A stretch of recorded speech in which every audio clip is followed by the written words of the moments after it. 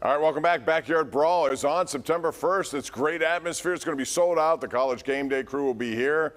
So you wonder why this hasn't happened on a regular basis. This will be the first game since 2011 between Pitt and West Virginia. So I want to ask you this first. Jeff, we'll start with you. Based on that, you know, Pitt obviously right now is a better program, but who's had the better of success since they last played, which was 2011? Or is it pretty much equal? It's pretty comparable. I think one team has 3 bowl wins, the other has 2.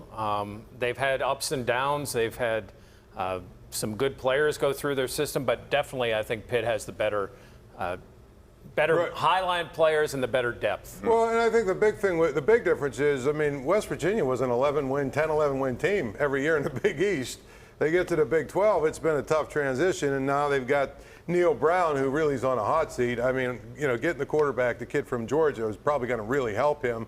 They got a new offensive coordinator, so maybe they'll be a little bit better. But Pitt, I think their program right now is at a place where it's built, you know, for the long haul. They've got a lot of depth. They've got a lot of experience. They've got a lot of really good players. So if their quarterback is just good or decent, they're going to have a good year, big year. I certainly like Pitt's trajectory better than West Virginia's right now. This is a program that I think is finally really going places. I think West Virginia's played in a better conference over the last decade, other than Clemson, the ACC. Let's be honest, it's a pretty average football conference.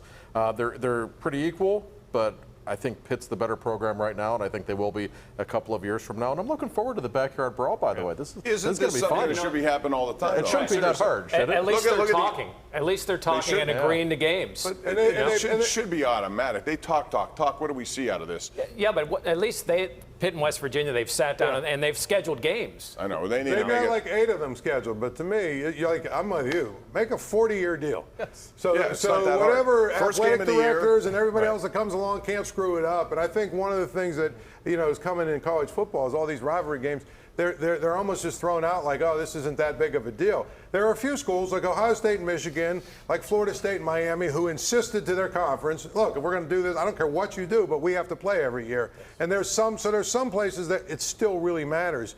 But it's ridiculous when I see Texas and Texas A&M, you know, they play twice in like the next 20 years or something like that. The next 12 years, I think they play twice, you know, and you've got, you know, these other, Oklahoma and Nebraska, I think they're in a 2-year deal right now. They hadn't played for like 12 years or something like that. I mean, it's just, you know what I mean? The other thing, Josh, that it does, I think, these coaches, you know right off the bat your players are going to be involved in a tough game right off the bat, as opposed to a cupcake, which we've seen a lot. I like this schedule. I like them starting this way. I like them having Tennessee in week 2. I want to know more about my team, and if they're non-conference games, what bad is there to take from it? You learn more about your team, don't you? Of course you do. And I would think most coaches would agree with that, Bob. You should want to play. But they never schedule it that way. I know they don't, but you should want to play good teams early in the season. Ultimately, the conference games are what matter the most. Right. They prepare you for them. This should be the September 1st or week 1 matchup for now, for as long as there's college football. It shouldn't be that hard. Plus, what's the knock against Pitt? Crowd, right? It's going to be prime time, sold out. And you can show that to recruits. And the Tennessee game probably be, if it's not sold out, very close to sold out. And don't forget, their third game is not going to be a picnic either, because they play at Western Michigan, which whoever scheduled that at Western Michigan at night after coming off 2 huge games, that's a really difficult game if you ask me. But it should make your team better, I think.